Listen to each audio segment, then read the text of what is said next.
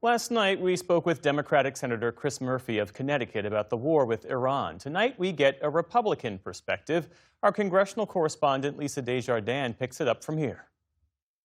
As the war with Iran nears the end of its third week, the Pentagon is considering asking Congress to approve $200 billion to fund the ongoing military operation. To discuss this and more, I'm joined by Republican Senator Rick Scott of Florida, who serves on the Armed Services Committee. Senator, thank you for joining us. Yesterday, we heard from your Democratic colleague, Chris Murphy. He said the Iranian regime is still intact and that he has not seen a plan from the president for ending this war. Is there a plan? How do you see this? Well, first off, I don't think the commander-in-chief of our armed forces ought to be telling the enemy, which is the Iranian government here, what our plan is. So I don't think it's appropriate for our commander-in-chief to be telling, anybody what the plan is. But the plan is, when do we make sure that their nuclear capabilities are destroyed, and when can we make sure that they don't have a ballistic missile that they can kill either our troops in the Middle East or Americans here in the United States. So I think the plan will be finished when that happens. So there are many people raising the Iraq war, which was intended to be a short-term U.S. operation, but went much longer than the Bush administration planned for. Are you thinking about that? Are you concerned that could happen? Well, this is a president that doesn't like forever wars. He's talked about that.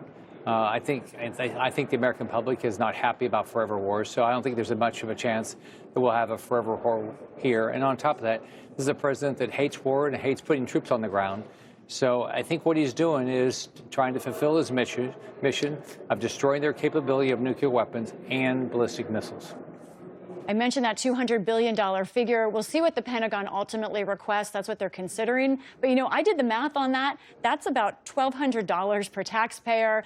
Going back to this first question, though, that amount of money was enough to fund 2 years of the Iraq war.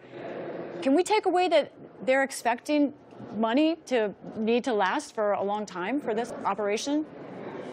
Well, we don't have any detail. I think, like in my case, I want to watch how we spend our money, so I want to see the detail of what they're asking for. At the same time, I do not want Iran to have nuclear weapons or the ability to use ballistic missiles to kill our troops or Americans. And so we've got to figure out, what do we need to do this?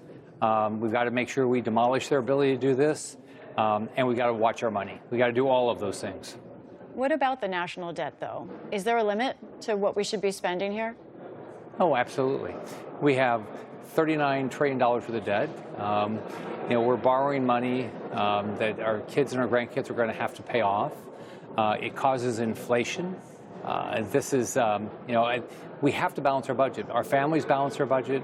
When I was governor of Florida, Florida had not balanced its budget, but once in 40 years, I balanced it every year. We all know we have to do this. It's the thing that's going to get inflation under control. Now, at the federal level, what we ought to be spending our resources on is protect our liberty, which means our military, and make sure we have a great economy. Most of the other things, some of our safety nets, we could be doing at the state and local level. I want to talk about the DHS shutdown that we're also in the middle of right now. Now, Democrats have done this they say, over ICE conduct that they would like to change. They're blocking DHS funding, but they have made an offer. They say they're willing to fund TSA and some other sub-agencies. Do you consider that a serious offer, and why not take it? Well, they don't have a serious offer.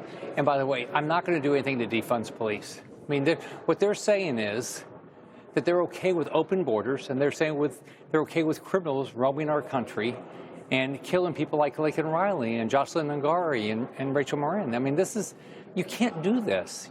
Look, I want to make sure that everybody gets paid. Here's what makes me mad.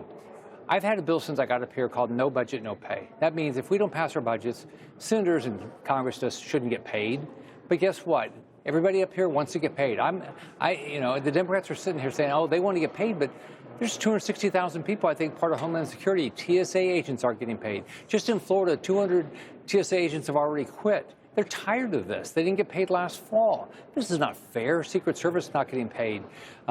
It doesn't make sense. It's so unfair to Americans.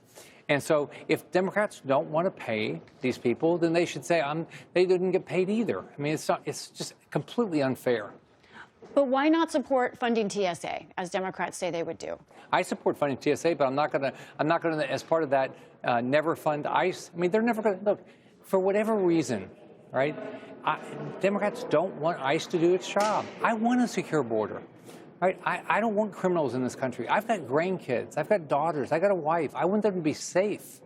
I mean, the fact that they're okay with criminals roaming our country and they don't care. ICE is trying to do its job. Are there reasonable things? Sure, the White House has proposed some things. And so, but the Democrats, you know, for whatever reason, they do not want ICE to be able to get rid of criminals and other people that might rape or kill our daughters or our granddaughters. Senator, I have to push back a little bit. You said Democrats are okay with criminals roaming around the country. What I hear from Democrats is that they, too, want safe borders and that they are okay with detaining criminals who are in the country illegally, and that they're concerned, you may have seen these videos as well, is about aggressive tactics by ICE and CPB against including American citizens. This is the same group of people that were completely okay with completely open borders under Biden. Completely open borders. Criminals flocking across. They never said a word. They never pushed back on what Biden was doing. So when they come now and say, oh, they want to have a secure border, where were they in those 4 years? When they say they're worried about criminals, where were they those 4 years? I want to also ask you about the Save America Act, which is on the Senate floor right now. You're a co-sponsor of that. That is about election IDs. Now, critics, however, I know you've heard this, they insist it's a suppressive law. For example, to register to vote, you need a passport, a birth certificate, or maybe an affidavit. It would make it harder to register for some people, but how do you explain how it would work? Do you disagree? Well, first off, here's what's crazy. Chuck Schumer and the Democrats supported Real ID. That does the same thing. You had to show you're an American citizen, to be able to, get a Real ID. So I don't know what the deal is. You have to have an ID to go to the doctor or get on an airplane or buy a 6-pack of beer. Don't you think the sacred right to vote is important? If I may, my understanding is the concern that you would need a passport or original birth certificate specifically. And not every American has those. No, there's a whole list.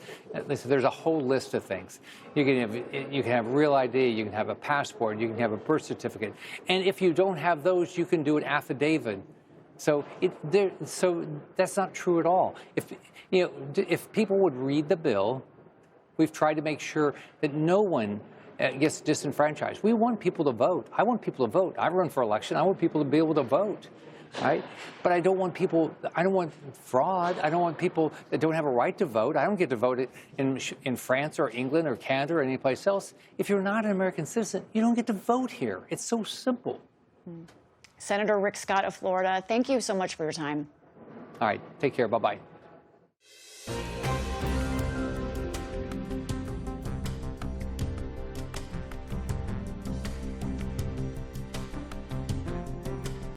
Support journalism you trust. Support PBS News.